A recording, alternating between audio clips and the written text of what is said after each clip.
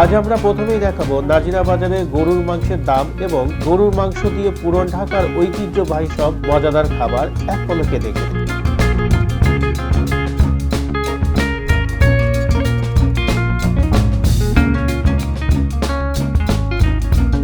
এরপর আমরা দেখাবো মুরগির মাংসের দাম এবং এটা দিয়ে কি কি মজাদার খাবার তৈরি হয়। দর্শক চলুন এক পলকে দেখে নেই।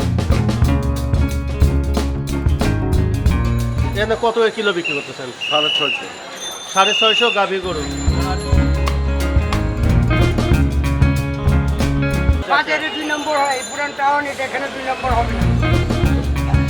এখানে কেজি বেশি 260 টাকা। 260 টাকা করে। মাংসটা বেঁচে গেলে কি করেন? মাংস তো থাকে না বেশি, তো যদি 2-5-10 কেজি থাকে তো এটা আবার তারপরে দিন চালাইতে হয়। পায়া কত করে হালি বিক্রি করেন?